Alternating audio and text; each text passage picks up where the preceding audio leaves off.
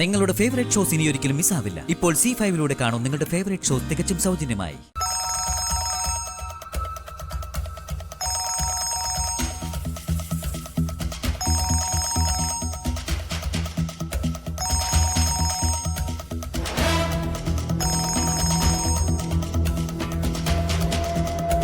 ശാരദാമ്മയാണോ?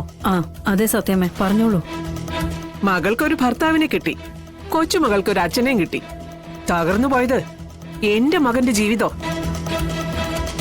വക്കീലിനെ വിളിച്ചപ്പോ പറഞ്ഞത് ശാലിനിയുടെ ഒരു ഒപ്പ് മാത്രം മതി, ഒരൊറ്റ മാസം കൊണ്ട് ബന്ധം വേർപെടുത്തി തരാന്ന്.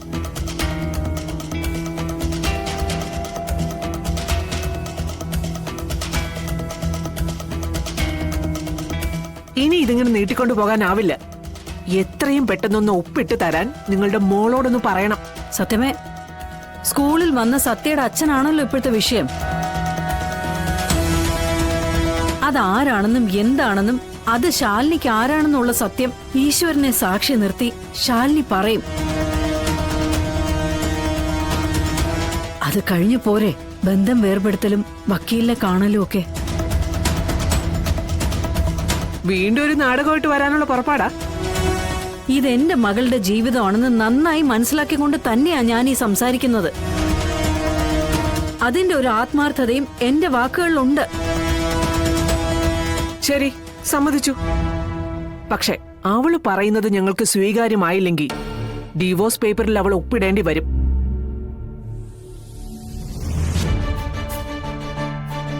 സമ്മതമാണോ? സമ്മതമാണ്.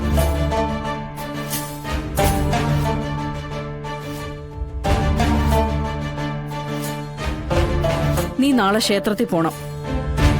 സത്യയുടെ അച്ഛനായി സ്കൂളിൽ വന്നത് നീയാണെന്ന് തെളിവ് സഹിതം പറയണം.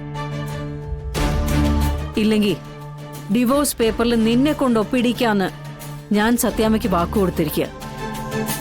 അമ്മേ, പോണം മോളെ. എല്ലാ സത്യങ്ങളും എല്ലാരും അറിയട്ടെ. ഇല്ലെങ്കിൽ നിന്റെ ജീവിതം നിനക്ക് നഷ്ടപ്പെടുവടി.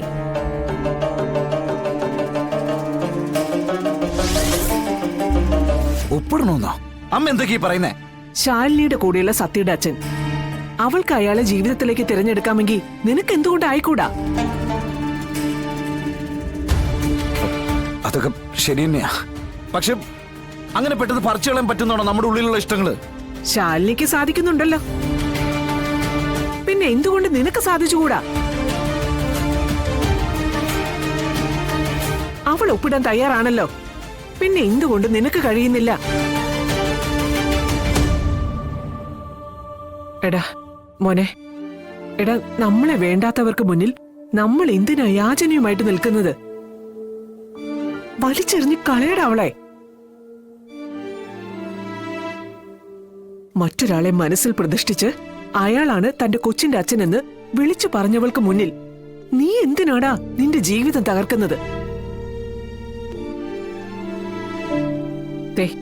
നാളെ അവള് സത്യങ്ങൾ വെളിപ്പെടുത്താൻ ക്ഷേത്രത്തിൽ വരും.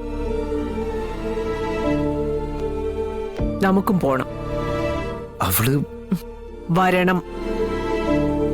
നിന്റെ നന്മയ്ക്ക് വേണ്ടിയാ ഞാൻ ഈ പറയുന്നേ.